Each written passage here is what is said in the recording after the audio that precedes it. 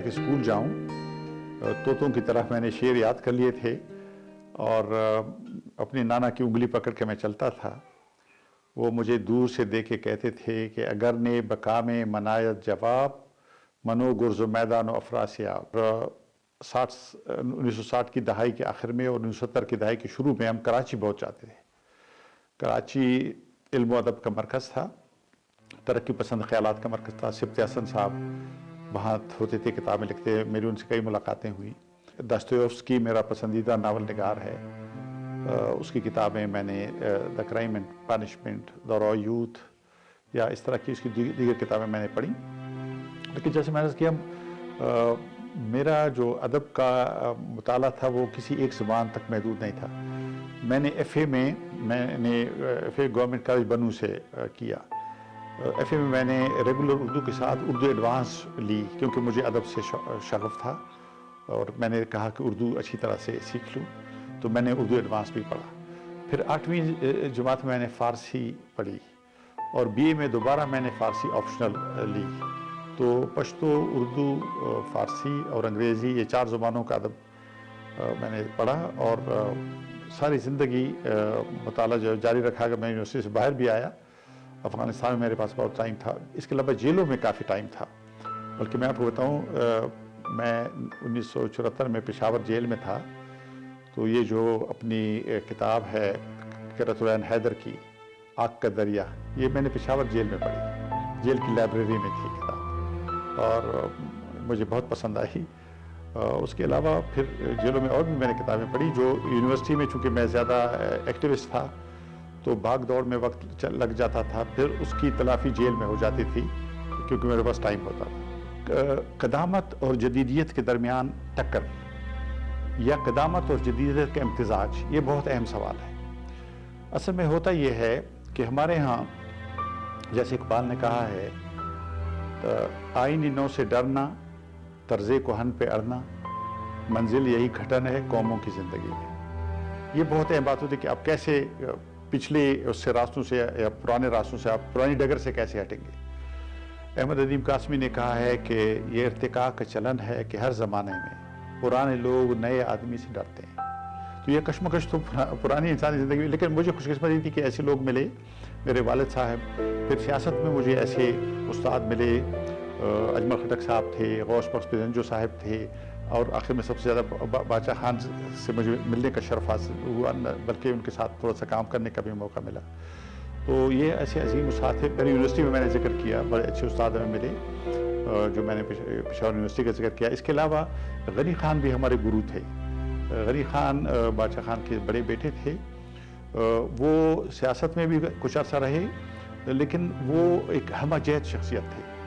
ان جیسا علمی تبحر والی شخصیت، انسائکلوپیڈک نالج والی شخصیت میں نے ایسی اور کوئی نہیں دیکھی۔ انہوں نے شروع میں دین کا مطالعہ کیا تھا جامعہ ملیہ دہلی میں، اس کے بعد انہوں نے کیمسٹری پڑھی، شوگر ٹیکنالوجی لنڈن میں اور امریکہ کے لوزیانہ یونیورسٹی میں۔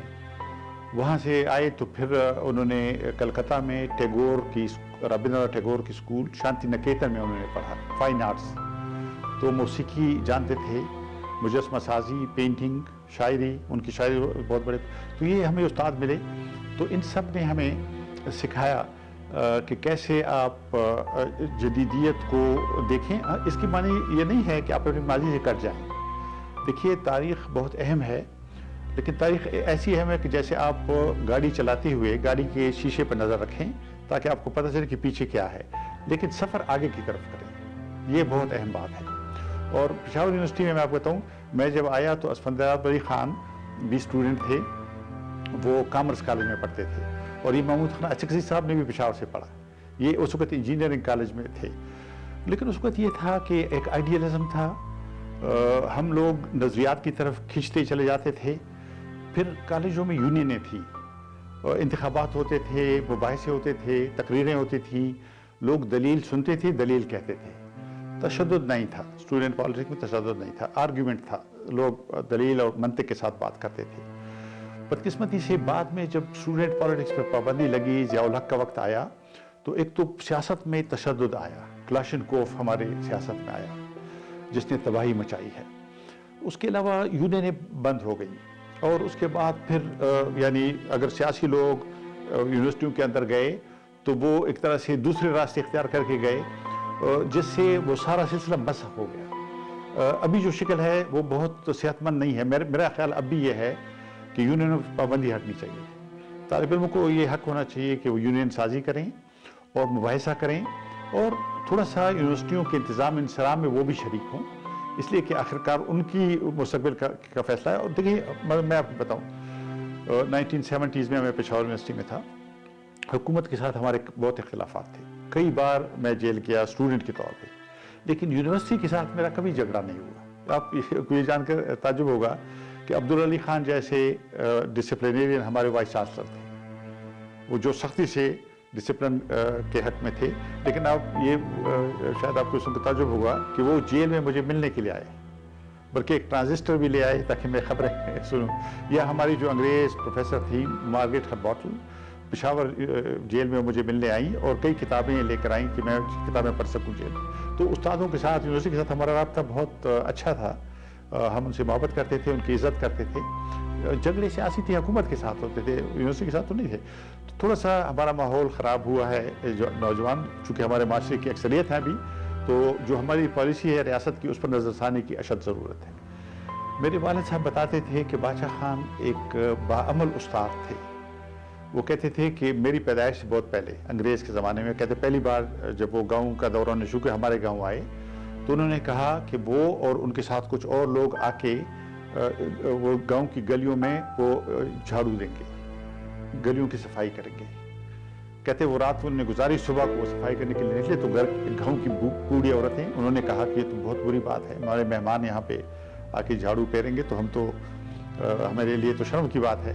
تو خواتین کا ایک وفد ان سے ملا اور ان سے درخواست کی کہ آپ یہ نہ کریں، ہمیں کرنے دیں۔ باچا خان نے بہت متانت کے ساتھ، بہت حوصلے کے ساتھ ان سے بات کی اور ان سے کہا کہ بیویوں، اگر آپ نے کرنا تھا تو کل آپ نے کر لینا تھا، یا پھر اگر آپ نے کرنا ہے تو کل ہم نہیں ہوں گے، کل آپ کر لیجئے، لیکن آج ہم آئے ہیں تاکہ ایک اصلاحی مہم کا آغاز کر سکیں۔ یعنی وہ عمل سے سکھاتے تھے۔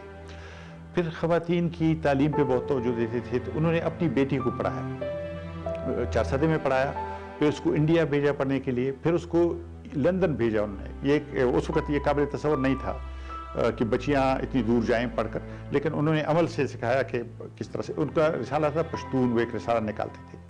اس رسالے میں انہوں نے عورتوں کو لکھنے کے لیے ان کی حوصلہ افزائی کی اور کئی اچھی چیزیں چھپی ہیں، خواتین شاعرات کی، خواتین شاعرہ ہیں کئی جو انہوں نے لکھا ہے اس رسالے میں۔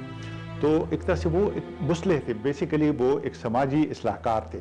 وہ خود کہتے تھے سیاست میں تو وہ اس لیے آئے کہ چونکہ انگریزوں نے پابندیاں لگائیں، مثلا انہوں نے اسکول بنائے، اسکول کا نام اس وقت نہیں تھا، اسکول تو جب انگریزوں نے شروع کیا اس سے پہلے مدرسہ ہوتا تھا، تو انہوں نے آزاد مدرسے بنائے، 300 مدرسے انہوں نے بنائے، 300، اور کچھ اور لوگ ساتھ تھے، حاجی صاحب ترنگزائی اور دوسرے لوگ انہیں مل کے انہوں نے اسکول بنائے۔ اور اس کے بعد انگریزوں نے اسکول پر پابندی لگائی، یہ لوگ جیلوں میں گئے تو اس طرح پولیٹیسائز ہو گئے اور انہوں نے مزاحمت کی سیاست شروع کی، آزادی کی جنگ میں وہ شریک ہوئے۔ لیکن خوش قسمتی یہ تھی کہ وہ ساؤتھ ایشیا کی پالیٹکس میں چلے گئے، ایک وسیع افق کی سیاست انہوں نے کی۔ 2 پرانی چیزیں میں عرض کرنا چاہتا ہوں پشتون کی تاریخ کے حوالے سے۔ ایک یہ ان کا جغرافیہ ہے، پشتونوں کا جو وطن ہے یہ ہندوستان کا دروازہ رہا ہے، پچھلے 3000 سال سے جتنے لوگ آئے ہیں وہ اس راستے سے آ کر ہندوستان گئے، اور پشتونوں نے یا ان کی مزاحمت کی ہے یا ان کا ساتھ دیا ہے جا کے ہندوستان۔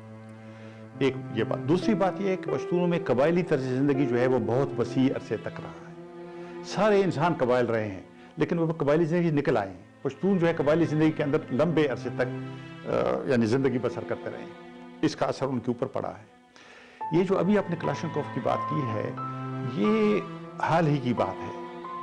یہ سرد جنگ میں جب روس اور امریکہ کی جنگ تھی تو روسی جب افغانستان آئے، ان سے ویتنام کی جنگ کا بدلہ لینے کے لیے امریکنوں نے جہاد کا سلسلہ یہاں شروع کروایا، اور اس کے لیے انہوں نے پشتونوں کو استعمال کیا۔ بدقسمتی سے ہمارے قبائلی علاقے کو انگریزوں نے پہلے ہی ایسا علاقہ بنایا تھا، یاغستان، نو مینز لینڈ۔ یاغستان یعنی ریاست کے ہوتے ہوئے کیسے یاغستان ہو سکتا ہے، لیکن انہوں نے جان بوجھ کے رکھا تھا تاکہ کمیونزم کے خلاف ایک لڑائی کے لیے اس کو ایک لانچنگ پیڈ یا ایک پناہ گاہ یا ایک ایک طرح سے مورچے کے طور پر استعمال کیا جائے. تو وہ بدقسمتی سے وہ لوگ کلاشنکوف لے آئے اور یعنی کلاشنکوف کو سیاست کے اندر ڈالنا آسان تھا لیکن اسے نکالنا بہت مشکل ہے. اور یہاں پہ 40 سال سے ایک جنگ افغانستان کے اندر اور افغانستان کے گرد نواح میں جاری ہے. اس جنگ نے ایک معیشت کو جنم دیا ہے. یہ جو جنگی معیشت ہے، کالی معیشت ہے، سیاہ معیشت ہے، اس کی بنیاد اسلحے کی تجارت اور نارکوٹکس کی تجارت پہ ہے. یہ جو دہشت گرد ہیں یہ پیسے نکالتے ہیں اس تجارت سے، اور اس میں ڈرگ اور کلاشنکوف دونوں ہیں. اور پاکستان نے بکتا ہے بہت، افغانستان نے اس سے بھی زیادہ بکتا ہے. لاکھوں لوگ وہاں پہ اپنی جان سے ہاتھ دھو بیٹھے ہیں، تباہی ہوئی ہے کئی بار. اب کہیں امید ہے کہ آہستہ آہستہ ہم اس تباہی سے نکل آئیں گے، کیونکہ جیسے میں نے عرض کیا ہماری تاریخ چونکہ جغرافیہ سے تک یہاں جنگیں بہت ہوتی رہی ہیں اور پشتونوں کے بارے میں ایک تاثر قائم ہوا ہے. اور یہ میں سمجھتا ہوں انگریزوں نے بھی اس میں کافی کہا کہ واریر ریسز وغیرہ وغیرہ، ایک اسٹیریوٹائپ انہوں نے بنایا پشتونوں کا. حالانکہ اگر آپ پشتو کا فوک لٹریچر ہے، اگر آپ وہ دیکھ لیں، ٹپا خصوصاً ہمارا سب سے پرانا جنر، پرانی صنف پشتو کی وہ ٹپا ہے، اور جو سینکڑوں بلکہ ہزاروں سال سے چلا آ رہا ہے. وہ اگر دیکھیں اس میں بہت نازک معصوم خیالات، انسانیت، امن، محبت کی باتیں ہیں. تو ایسی کوئی بات نہیں ہے. لیکن یہ جو ابھی انتہا پسندی ہے یہ باہر سے آئی ہے اور ایک طرح سے پچکاری کی گئی ہے، ڈالی گئی ہے ہماری باڈی پالیٹکس میں، ہمارے کلچر میں، جو ہمارے کلچر کا حصہ نہیں تھی. پشتو کی شاعری بھی میں نے بہت کی ہے، وہ بھی گم ہو گئی تھی بہت سارا حصہ. ابھی کچھ نوجوانوں نے اکٹھا کیا ہے. پشتو کا ایک شعری مجموعہ میرا چھپنے والا ہے، اس کا نام ہے نوے تیغ یعنی نئی کومپل. یہ اجمل خٹک صاحب کی شاعری کی کتاب سے یہ نام میں نے لیا ہے. ان کی شاعری میں نئے کومپل کا ذکر ہے، اور میں نے اس لیے بھی مناسب سمجھا ہے کہ ہمارے معاشرے میں نوجوانوں کی اکثریت ہے. اور ابھی ہمارے معاشرے میں خصوصاً پشتونخوا میں ہم نے دیکھا ہے کہ ایک ابھار آیا ہے نوجوانوں کا. اور اس ابھار کے حوالے سے میں سمجھتا ہوں کہ میری کتاب ایک طرح سے میں نے نوجوانوں کے نام رکھی ہے نیا کومپل.